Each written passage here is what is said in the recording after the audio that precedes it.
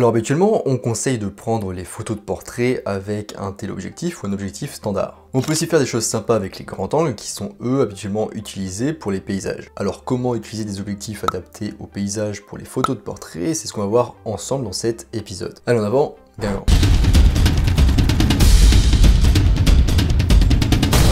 Pour cet épisode, du coup, je vous laisse en description l'article plus détaillé sur le même sujet, donc n'hésitez pas à aller le consulter. En description, vous pouvez aussi accéder à ma formation gratuite sur les bases de la photographie, je vous invite à vous y inscrire si ce n'est pas déjà le cas. Alors quel objectif grand angle choisir pour le portrait? Alors en général, on choisit un 24 mm pour les boîtiers 24x36 et un 16 mm pour les boîtiers APC, donc qui sont un peu plus petits. Cette focale est un bon équilibre entre un rendu visuel réaliste et un rendu aussi visuel surréaliste. Si vous utilisez une focale inférieure à 24 mm, donc avec un objectif beaucoup plus court, beaucoup plus grand angle, les éléments proches de l'objectif, comme par exemple les bras ou les mains ou les jambes, paraîtront très vite et très facilement plus gros et disproportionnés. Une distance focale aussi courte nécessite aussi un arrière-plan assez grand, assez large, assez intéressant pour du coup remplir l'arrière de la photo, bien remplir le cadre, ce qui n'est pas toujours facile, pratique ou souhaitable. Alors quel est l'intérêt de l'objectif grand angle en portrait? Si vous êtes attiré par les portraits surréalistes ou avec plus de contexte, dans ce cas le grand angle est fait pour vous. Le résultat est souvent inhabituel ou excentrique. Ces objectifs courts ont aussi un plus grand angle de champ, ce qui permet de mettre en valeur l'environnement. Si on fait du coup aussi l'objectif idéal pour raconter une histoire autour de votre sujet. Bien que je le rappelle, c'est pas obligatoire de raconter une histoire sur ces photos. Son autre avantage, c'est qu'il est aussi excellent pour créer une photo qui est visuellement nette. Et ça même avec de grandes ouvertures. Alors, l'orientation portrait avec un objectif grand angle. La sagesse conventionnelle dit de ne jamais photographier, ou en tout cas très peu, en orientation portrait avec un grand angle. Et c'est vrai que c'est souvent un bon conseil parce que les scènes de paysage s'étendent généralement plutôt en largeur qu'en hauteur. Bien que pas tout le temps.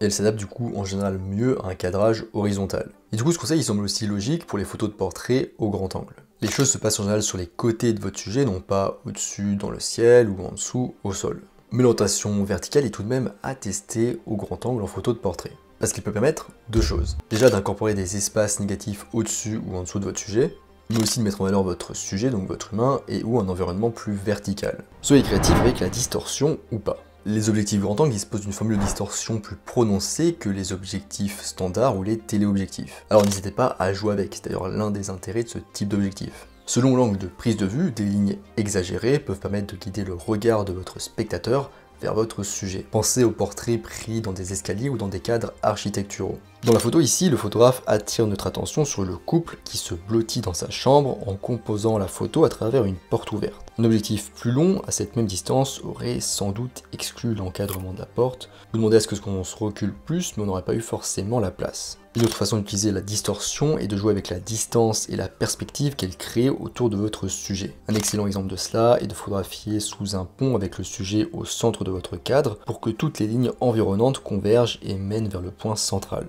Utilisez des éléments en premier plan. Les villes ne manquent jamais d'éléments à incorporer au premier plan de vos prises de vue. Même des humanoïdes qui entrent dans votre cadre peuvent produire des résultats uniques et intéressants. Vous pouvez également essayer d'utiliser des éléments en premier plan pour cadrer votre sujet ou comme ligne directrice pour mieux attirer le regard. Comme ici avec un simple escalier au premier plan. Alors petite remarque pour les photos de groupe, les personnes qui sont souvent devant vont paraître plus grandes que les personnes qui sont derrière elles. Il faut garder en tête qu'avec un grand angle, cet effet il est accentué. Ne placez pas tout à égale distance.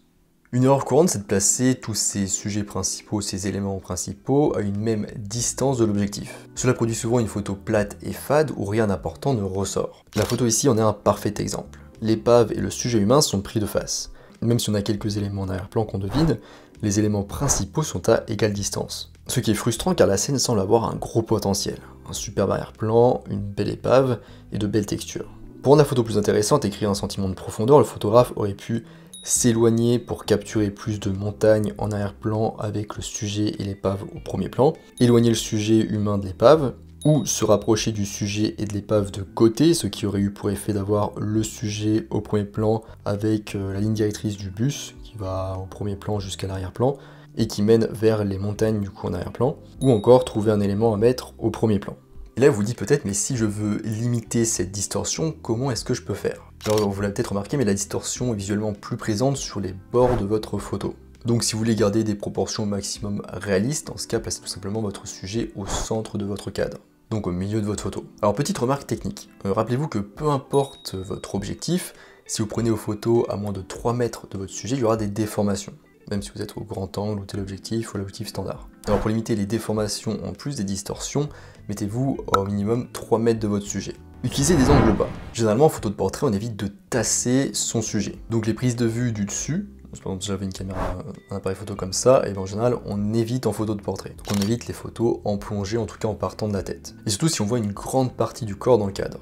Parce que par exemple dans le cas où on photographie juste de manière très serrée sur le visage, dans ce cas une légère plongée peut par exemple permettre d'agrandir les yeux visuellement. Donc, parfois ça se fait, donc c'est quand même une plongée, mais ça tasse pas le sujet entièrement parce qu'on est juste cadré sur le visage. Et d'ailleurs en photo de portrait et de mode notamment, on cherche le plus souvent l'inverse, on cherche à allonger les jambes de son sujet.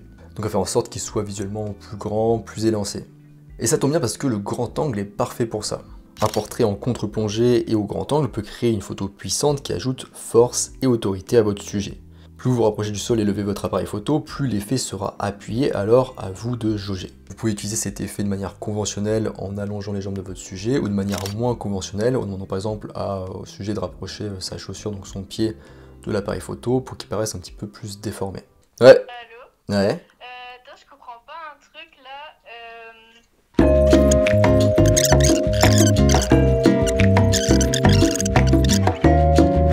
Gardez un sujet clair.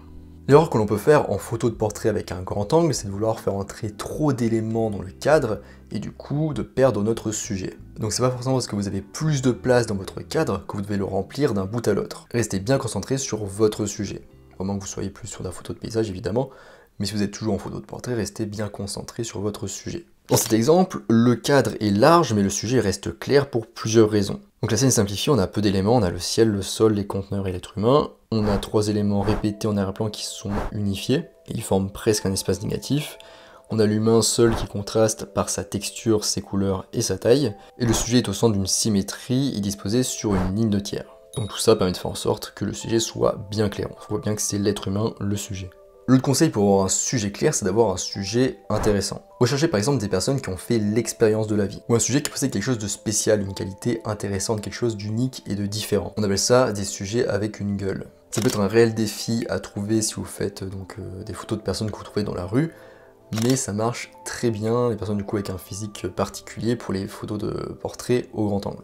Maintenant, choisir un bon arrière-plan. Votre photo est aussi forte que sa partie la plus faible, et souvent, c'est l'arrière-plan. Alors, il y a 2 façons d'aborder un arrière-plan en photo de portrait. La première façon, c'est d'avoir un arrière-plan qui ne distrait pas. Balayez la scène du regard et assurez-vous que rien n'attire le regard. Ne négligez pas les distractions en arrière-plan. Vos jambes sont votre zoom et vous permettent de recadrer les distractions si nécessaire. Parfois, il suffit juste de vous déplacer un petit peu pour trouver le bon point de vue qui vous permet de recadrer les arrière-plans chaotiques. Mais attention, un arrière-plan non distrayant ne signifie pas un arrière-plan ennuyeux, chiant. Recherchez par exemple des murs qui ajoutent une touche de couleur, ou encore jouez avec l'éclairage pour créer un contraste fort entre votre sujet et votre toile de fond. L'arrière-plan ici de cette photo n'est pas gênant. L'homme se tient devant un conteneur d'expédition qui n'est pas extraordinaire en soi, mais qui fait très bien l'affaire. D'ailleurs, les lignes ramenant vers le sujet sont intéressantes, les couleurs sont simples, et c'est aussi une bonne photo grâce à la force du sujet qui est intéressant. Ensuite, la deuxième façon d'aborder du coup votre arrière-plan dans une photo de portrait avec un grand angle, c'est d'ajouter du contexte qui va se lier avec votre sujet. Donc dans ce cas, on a un arrière-plan moins abstrait, un peu plus complexe.